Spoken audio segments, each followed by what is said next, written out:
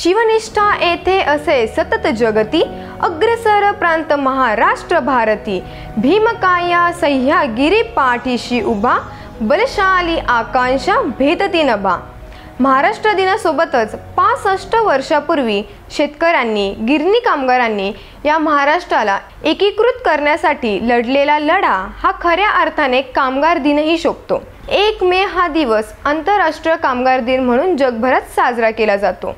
हा दिवस कामगारांच्या हक्कासाठी आणि न्याय वेतनासाठी लढलेल्या चळवळीचा गौरव करण्यासाठी, त्यांच्या अमाप अशा कष्टाचं, संघर्षाचं आणि लढ्याचं स्मरण करण्यासाठी आहे। कामगार दिनाची उत्पत्ती कामगार संघटना या चळवळीतून झाली। याचा इतिहास असा की 1867 साली अमेरिकेतील शिकागो शहरातील कामगारांनी आपल्या हक्कासाठी एकत्र येऊन आवाज उठवला।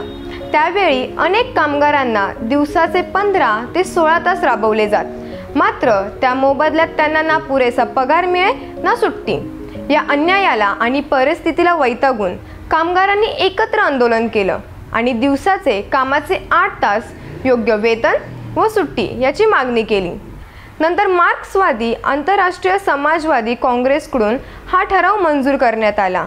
त्यानंतर कामगारांच्या संघर्षाची आठवण म्हणून 1 मे हा दिन जगभरात कामगार दिन म्हणून साजरा होऊ लागला। तर भारतात 1923 साली चेन्नईमध्ये पहिल्यांदा कामगार दिन साजरा करण्यात आला।